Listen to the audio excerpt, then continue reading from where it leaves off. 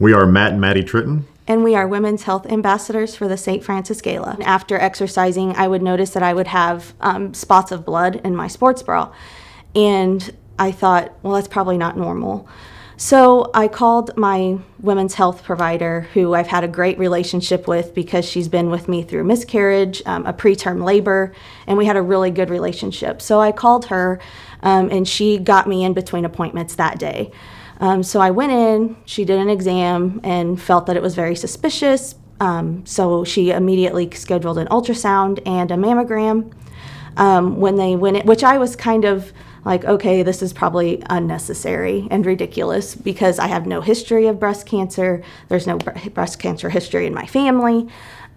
So they continued with the testing and they found 2 large tumors in the right breast. And they wanted me to call Matt, who at the time was in Indiana for Northwest men's basketball Final Four. And I was like, I can't call him, he's busy. But they insisted that I called him. Yeah, we were just sitting down to dinner in Evansville, Indiana, when she called, and I stepped out and kind of took it. And it's news, obviously, that hits you like a ton of bricks. And it was pretty clear at that moment that I was going to have to find a way to rent a car and go home, even though everything's kind of out of control. Everything's out of your control at that point. Like, there was nothing I was going to be able to do or her to do at that exact moment. It was hard being 7 hours away and just kind of sitting with that news and going about my day like everything was normal. So, after the game that night, that very next morning, got on the road and went back home just to be able to be with her and kind of talk about what the doctor said and what the next steps were going to be. So then I got scheduled for a biopsy, and it came back as invasive ductal carcinoma, which is the most common type of breast cancer that women are diagnosed with. Luckily, both tumors weren't near any other tissue. There was nothing in my lymph nodes, so we caught it really early, and we were able to just do 5 weeks of 5 days a week radiation and 10 years of endocrine therapy with tamoxifen. So I feel like we were very lucky to catch it early. We've kind of had an extensive run with women's health, leading to the premature birth of our son in 2017, and then being diagnosed with breast cancer in 2021. The average age for breast cancer, according to the Cancer Society, is 62. That's the median, and they don't suggest mammograms until you're 40.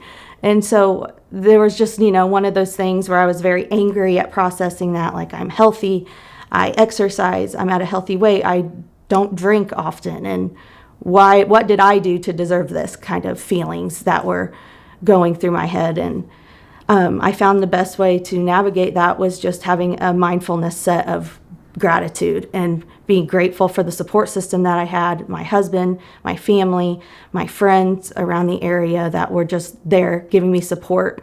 We're in our early 30s, so we're not supposed to be enduring something like that. And so it's a very confusing time for a while. And so my mind was Google it and what can I do and how can I be supportive, and just different things I read from people around the country that kind of put their own stories up was be the biggest cheerleader you can. And so my goal through the whole thing was when we went into appointments, if I had anything or I had any questions or anything, ask anything we can. And from the very get-go, Dr. Wynn and Dr. AJ and anybody that we came across with Mosaic was so open and comforting, and they would say, this is what we're doing, this is the plan, but they would talk to you about anything, and they would take that on, whether it was an actual medical question or just an emotional side of being there for Maddie and I in any way possible. And so that was huge. But then, just us together, it was, how can we make the best of the worst possible situation? It's just impressive how she handled everything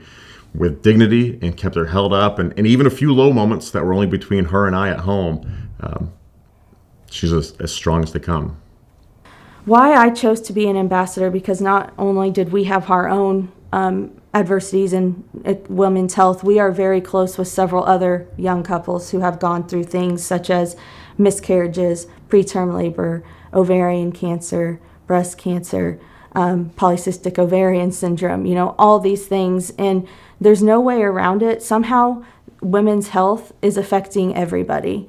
It could be your mom, your sister, your cousin and aunt, and everywhere you go, crucial or easily accessible health care for women is a necessity for a happy, healthy community. And I strongly believe that, and living that, and making sure that I can be a light to those people going through those times, to let them know that their stories matter, and their stories is what we can keep working on in order to build that success in women's health and keep it growing and to be healthy. And I felt like, especially the last few years with close family members and friends going through those things, being an ambassador was I couldn't say no, because I hold it so near and dear to my heart to try to help others in this area. And I think Maryville is very lucky to have a women's health center here in order to help those people who are going into those the unknown territories of whether that be cancer or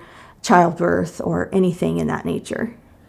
I think at times it's easy to try to put your blinders on and to pretend that this stuff doesn't affect me. It's really not that close to me. But then all of a sudden it does hit. I mean, it hits as close as it possibly could at times. And but then you kind of realize that it does reach out, and so many other people are having issues, whether that is battling a breast cancer diagnosis, or maybe it's, difficulties with a birth, whether it's, a miscarriage, or it's, a child coming early like Nolan did, a premature birth. There's just a lot of different ways that it does kind of reach out and affect so many people throughout our community. So it's important to have that kind of medical care so close to home. I think the other part for us too, that we want to be part of this and be ambassadors, is because we have received such good care from people at Mosaic, really from all the different things that she's had to go through.